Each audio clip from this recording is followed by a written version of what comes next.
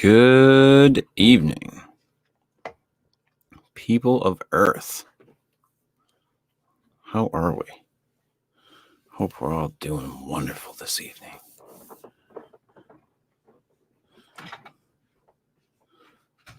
I might give a shit. Maybe. A little bit. No. How is everybody? Hope we're all doing well. If you didn't catch it, I did Robert E. Howard's The Phoenix on the Sword this morning. That's uploaded onto Anchor. For those of you that watch this as a video on either YouTube or Twitch or Facebook, it is a podcast up on Anchor, so you can download it wherever you find your podcasts. Just put in the Fortean Slip Bedtime Stories, and you should be able to find it. So, I'll try to put this up.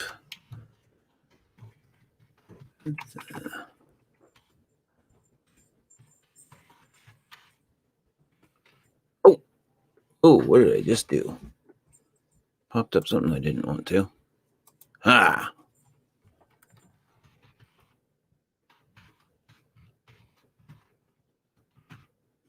Oh, there we go.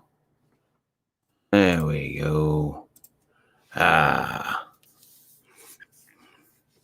So yeah, if you go wherever you download your podcast, type in the Fortean Slip Bedtime Stories, you should be able to find all the stories that I've done. I've done the Wonderful Wizard of Oz by L. Frank Baum. I did At the Earth's Core by Edgar Rice Burroughs. I've done a bunch of Edgar Allan Poe, a bunch of Lovecraft, some Ambrose Bierce, and some Grimm's Fairy Tales. And I'm going to expand. I'm going to do some H.G. Wells and some other stuff as well. So there's a lot that's going to be added in as I go forward. But I just started off just doing the short stories by Poe and Lovecraft, and decided to start getting into some books. So it's been fun. So we'll get started here momentarily. Hope everybody's had a good weekend. It's Sunday evening as I'm recording this, March 7th. So hope everybody's having a good time, a good day. For those of you that have a weekend, enjoy that shit.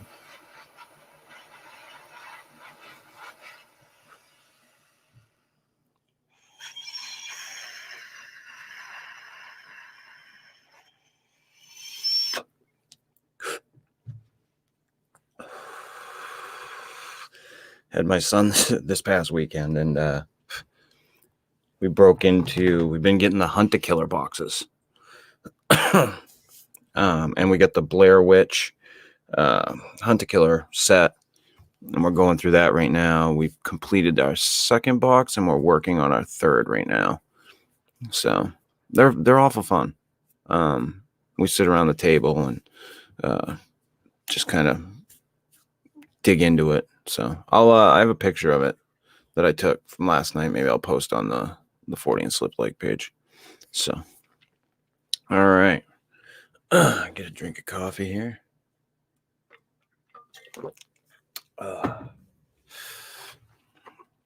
We'll get going. This is Never Bet the Devil Your Head by Edgar Allan Poe. This is a tale with a moral. Con tal que las costumbres de un autor, says Don Thomas de la Torres in the preface to his amatory poems, son puras y castas, importo muy poco que no son igualmente severas sus obras, meaning in plain English that provided the morals of an author are pure, personally, it signifies nothing what are the morals of his books. We presume that Don Thomas is now in purgatory for the assertion. It would be a clever thing, too, in the way of poetical justice to keep him there until his amatory poems get out of print or are laid definitely upon the shelf through lack of readers. Every fiction should have a moral, and what is more to the purpose, the critics have discovered that every fiction has. Philip Melanchthon some time ago wrote a commentary upon the Batrachomyachia and proved that the poet's object was to excite a distaste for sedition. Pierre Lassien, going a step farther, shows that the intention was to recommend to young men temperance in eating and drinking. Just so, too, Jacobus Hugo has satisfied himself by Eunice. Homer meant to insinuate John Calvin, by Antinous Martin Luther, by Lithophagy Protestants in general, and by the Harpies the Dutch. Our more modern scholiasts are equally acute. These fellows demonstrate a hidden meaning in the antediluvians, a parable in Powhatan, new views in Cock Robin, and transcendentalism in Hoppo My Thumb. In short, it has been shown that no man can sit down to write without a very profound design. Thus, to authors in general, much trouble is spared. A novelist, for example, need have no care of his moral. It is there, that is to say, it is somewhere, and the moral and the critics can take care of themselves. When the proper time arrives, all that the gentleman intended and all that he did not intend will be brought to light in the Dial or the Down Easter, together with all that he ought to have intended, and the rest that he clearly meant to intend, so that it will all come very straight in the end. There is no just ground, therefore, for the charge brought against me by certain ignoramuses, that I have never written a moral tale, or, in more precise words, a tale with a moral. They are not the critics predestined to bring me out and develop my morals. That is the secret. By and by, the North American quarterly humdrum will make them ashamed of their stupidity. In the meantime, by way of staying execution, by way of mitigating the accusations against me, I offer the sad history appended, a history about whose obvious moral there can be no question whatever, since he who runs may read it in the large capitals which form the title of the tale. I should have credit for this arrangement, a far wiser one than that of La Fontaine and others, who reserve the impression to be conveyed until the last moment, and thus sneak it in at the fag end of their fables. Defuncti injuria ne afficienter was a law of the 12 tables, and de mortuis nil nisi bonum is an excellent injunction, even if the dead in question be nothing but dead small beer. It is not my design, therefore, to vituperate my deceased friend, Toby Dammit. He was a sad dog, it is true, and a dog's death it was that he died, but he himself was not to blame for his vices. They grew out of a personal defect in his mother. She did her best in the way of flogging him while an infant, for her duties to her well-regulated mind were always pleasures, and babies, like tough steaks, or the modern Greek olive trees, are invariably the better for beating. But poor woman.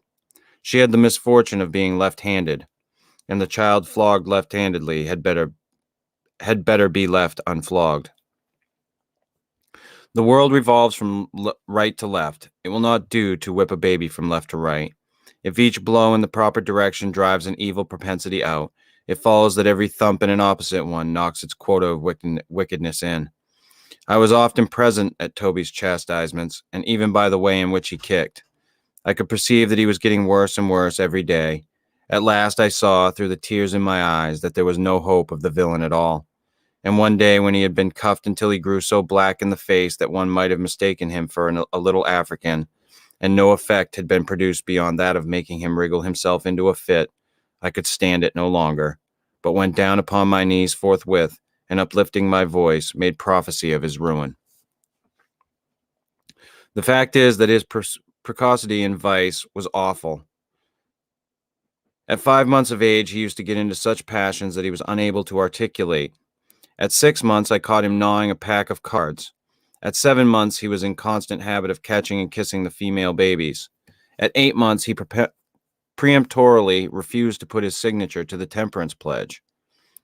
Thus, he went on increasing in iniquity month after month until at the close of the first year, he not only insisted upon wearing mustaches, but had contracted a propensity for cursing and swearing and for backing his assertions by bets. Through this latter, most ungentlemanly practice, the ruin which I had predicted to Toby Dammit overtook him at last. The fashion had grown with his growth and strengthened with his strength, so that when he came to be a man, he could scarcely utter a sentence without interlarding it with a proposition to gamble. Not that he actually laid wagers, no. I will do my friend the justice to say that when he would as soon have laid eggs. With him, the thing was a mere formula, nothing more. His expressions on this head had no meaning attached to them whatever. They were simple, if not altogether innocent expletives, imaginative phrases wherewith to round off a sentence. When he said, "I'll bet you so-and-so," nobody ever thought of taking him up. But still, I could not help thinking it my duty to put him down. The habit was an immoral one, and so I told him. It was a vulgar one. This I begged him to believe. It was discountenanced by society here. I said nothing but the truth. It was forbidden by act of Congress. Here I had not the slightest intention of telling a lie. I remonstrated, but to no purpose. I demonstrated, in vain. I entreated, he smiled. I implored, he laughed. I preached, he sneered. I threatened, he swore. I kicked him, he called for the police. I pulled his nose, he blew it and offered to bet the devil his head that I would not venture to try that experiment again. Poverty was another vice which the peculiar physical deficiency of Dammit's mother had entailed upon her son. He was detestably poor, and this was the reason, no doubt, that his expletive expressions about betting seldom took a pecuniary turn. I will not be bound to say that I ever heard him make use of such a figure of speech as, "I'll bet you $1." It was usually, "I'll bet you what you please," or "I'll bet you what you dare," or "I'll bet you a trifle," or else more significantly still, "I'll bet the devil my head."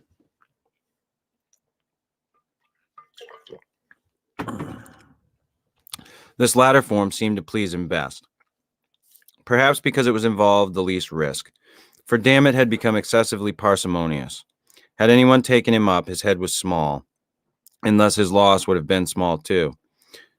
But these are my own reflections, and I am by no means sure that I am right in attributing them to him.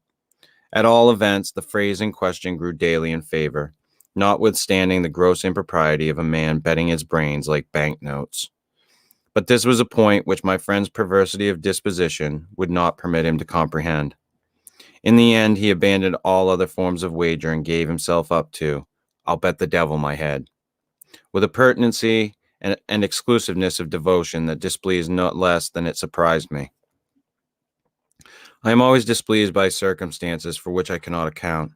Mysteries force a man to think, and so injure his health. The truth is, there was something in the air with which Mr. Dammit was wont to give utterance to his offensive expression, something in his manner of enunciation, which at first interested, and afterwards made me very uneasy. Something which, for want of a more definite term at present, I must be permitted to call queer, but which Mr. Coleridge would have called mystical, Mr. Kant pantheistical, Mr. Carlyle twistical, and Mr. Emerson hyperquisitistical. I began not to like it at all. Mr. Dammit's soul was in a perilous state. I resolved to bring all my eloquence into play to save it. I vowed to serve him as St. Patrick in the Irish Chronicle is said to have served the toad.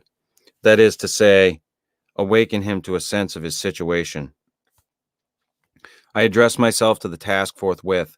Once more I betook myself to remonstrance. Again I collected my energies for a final attempt at expostulation. When I had made an end of my lecture, Mr. Dammit indulged himself in some very equivocal behavior. For some moments he remained silent, merely looking me inquisitively in the face. But presently he threw his head to one side and elevated his eyebrows to a great extent. Then he spread out the palms of his hands and shrugged up his shoulders. Then he winked with the right eye. Then he repeated the operation with the left. Then he shut them both up very tight. Then he opened them both so very wide that I became seriously alarmed for the consequences. Then, applying his thumb to his nose, he thought proper to make an indescribable movement with the rest of his fingers.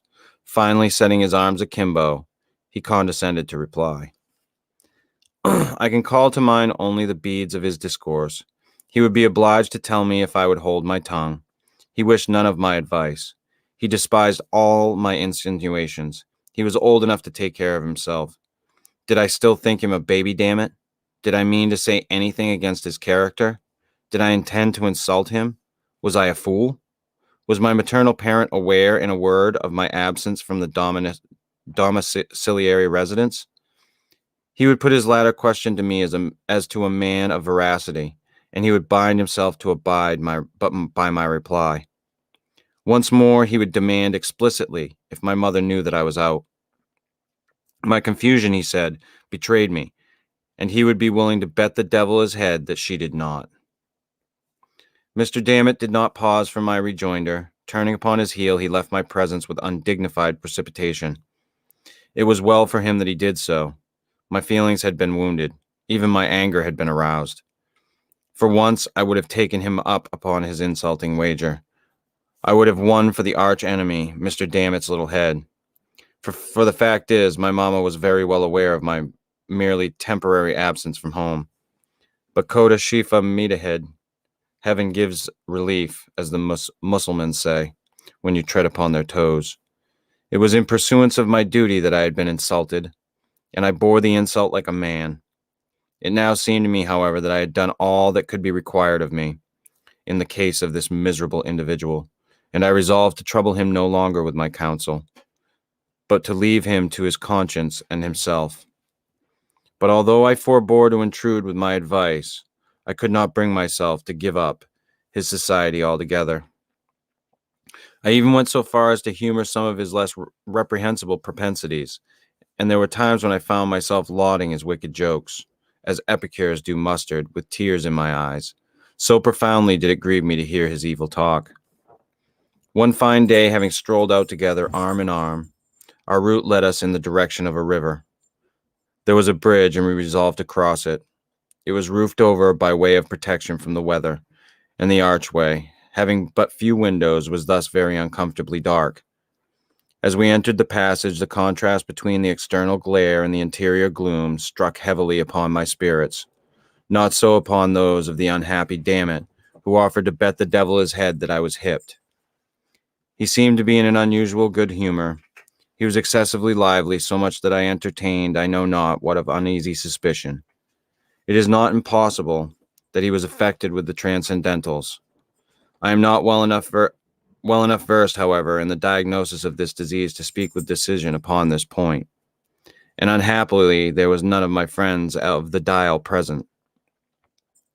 I suggest the idea, nevertheless, because of a certain species of austere Merry Andrewism which seemed to beset my poor friend, and caused him to make quite a tomfool of himself. Nothing would serve him but wriggling, skipping about, under and over everything that came in his way, now shouting out, and now lisping out all manner of odd little and big words, yet persevering, the gravest face in the world all the time. I really could not make up my mind whether to kick or to pity him. At length, having passed nearly across the bridge, we approached the termination of the footway, when our progress was impeded by a turnstile of some height. Through this I made my way quietly, pushing it around as usual, but this turn would not serve the turn of Mr. Dammit. He insisted upon leaping the stile, and said he could cut a pigeon wing over it in the air. Now this, conscientiously speaking, I did not think he could do. The best pigeon winger over all kinds of style was my friend Mr. Carlyle, and as I knew he could not do it, I would not believe that it could be done by Toby Dammit. I therefore told him in so many words that he was a braggadocio, and could not do what he said. For this I had reason to be sorry afterwards, for he straightway offered to bet the devil his head that he could. I was about to reply, notwithstanding my previous resolutions, with some remonstrance against his impiety, when I heard, close at my elbow, a slight cough, which sounded very much like the ejaculation, "Ahem!" I started and looked about me in surprise. My glance at length fell into a nook of the frame work of the bridge, and upon the figure of a little lame old gentleman of venerable aspect. Nothing could be more reverend than his whole appearance, for he not only had on a full suit of black, but his shirt was perfectly clean, and the collar turned very neatly down over a white cravat, while his hair was parted in the front like a girl's. His hands were clasped pensively together over his stomach, and his two eyes were carefully rolled up into the top of his head.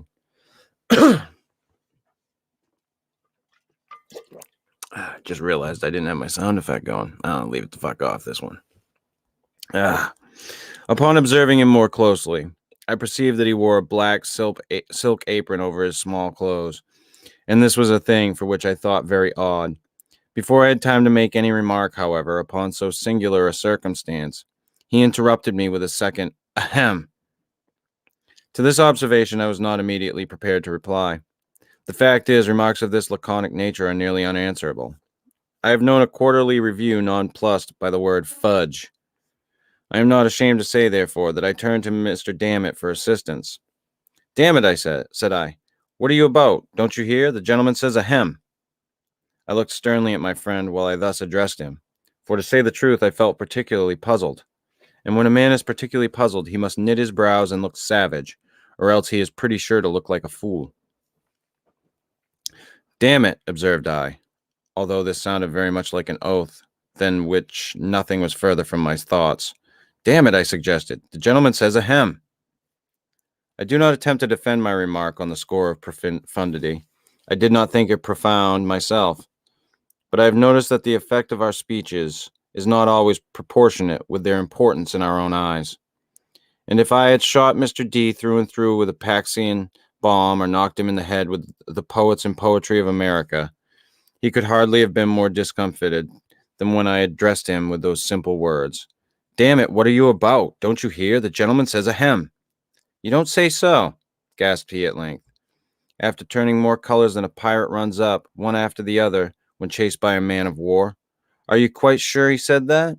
Well, at all events, I am in for it now, and may as well put a bold face upon the matter. Here goes, then. Ahem. At this, the little old gentleman seemed pleased. God only knows why. He left his station at the nook of the bridge, limped forward with a gracious air, took Dammit by the hand, and shook it cordially, looking all the while straight up in his face with an air of the most unadulterated benignity, which it is possible for the mind of a man to imagine. I am quite sure you will win it, Dammit, said he, with the frankest of all smiles. But we are obliged to have a trial, you know, for the sake of mere form. Ahem, replied my friend, taking off his coat with a deep sigh, tying a pocket handkerchief around his waist and producing an unaccountable alteration in his countenance by twisting up his eyes and bringing down the corners of his mouth.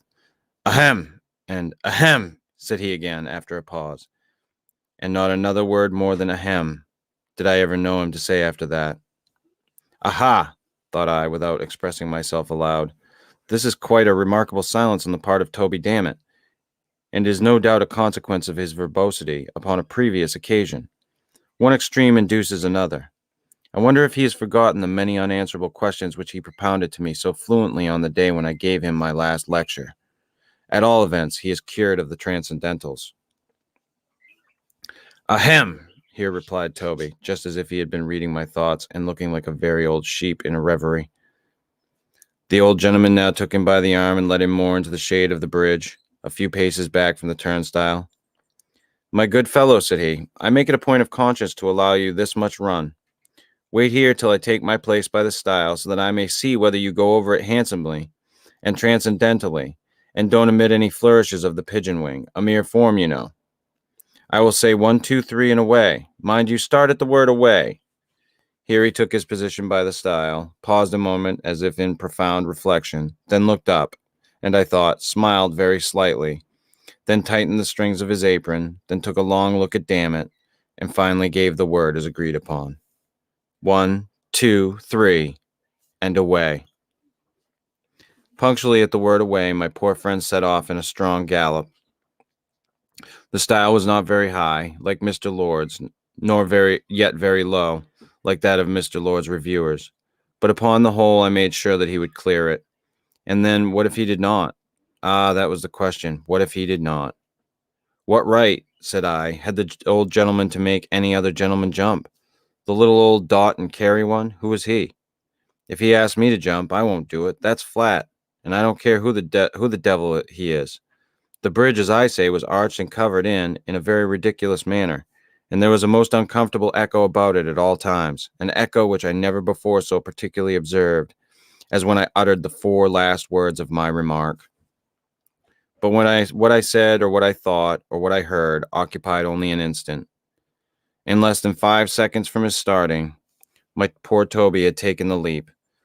I saw him run nimbly and spring grandly from the floor of the bridge, cutting the most awful flourishes with his legs as he went up. I saw him high in the air, pigeon-winging it to admiration just over the top of the stile. And of course, I thought it an unusually singular thing that he did not continue to go over, but the whole leap was the affair of a moment. And before I had a chance to make any profound reflections, down came Mr. Dammit on the flat of his back, on the same side of the stile from which he had started. At the same instant, I saw the old gentleman limping off at the top of his speed, having caught and wrapped his apron, something that fell heavily into it from the darkness of the arch just over the turnstile. At all this I was much astonished, but I had no leisure to think, for Dammit lay particularly still, and I concluded that his feelings had been hurt, and that he stood in need of my assistance. I hurried up to him, and found that he had received what might be termed a serious injury. The truth is, he had been deprived of his head, which after a close search I could not find anywhere, so I determined to take him home and send for the homeopathist. In the meantime, a thought struck me, and I threw open an adjacent window of the bridge, when the sad truth flashed upon me at once. About 5 feet just above the top of the turnstile and crossing the arch of the footpath so as to constitute a brace, there extended a flat iron bar, lying with its breadth horizontally and forming one of a series that served to strengthen the structure throughout its extent. With the edge of this brace, it appeared evident that the neck of my unfortunate friend had come precisely in contact. He did not long survive his terrible loss. The homeopathists did not give him little enough physic, and what little they did give him he hesitated to take, so in the end he grew worse, and at length died, a lesson to all riotous livers. I bedewed his grave with my tears, worked a bar sinister on his family escutcheon, and for the general expenses of his funeral, sent in my very moderate bill to the Transcendentalists. The scoundrels refused to pay it, so I had Mr. Dammit dug up at once and sold him for dog's meat. Graham's Magazine, September 1841. That was interesting. Poe was a strange dude. Wrote some cool shit though. So I hope everybody enjoyed that. Sorry I didn't put up the bonfire noise. I fucking totally spaced it. But I wasn't about to start it like midway through the fucking thing. So fuck it. This one was just me. So yeah, I'll probably do something tomorrow-ish, I'm thinking. I don't know. I just pop on whenever the fuck I feel like it. So, yeah. So, continue to, go and download the show. Like I said, go to the Fortean Slip Bedtime Stories, wherever you download your podcast, support the shit. And, we'll be doing a show tomorrow night on the the regular Fortean Slip show, the podcast, 5 p.m. Eastern Standard Time on the Fortean Slip like page. That's facebook.com/the Fortean Slip. For any of you who'd like to check it out, it will also be on YouTube and on Twitch tomorrow night. I'll probably broadcast to all three. I've been doing that now since I have the channels. I figure I fucking might as well just throw it out there. But yeah, check it out. We're there every Monday night, 5 p.m. Eastern Standard Time. So until the next time, toodles.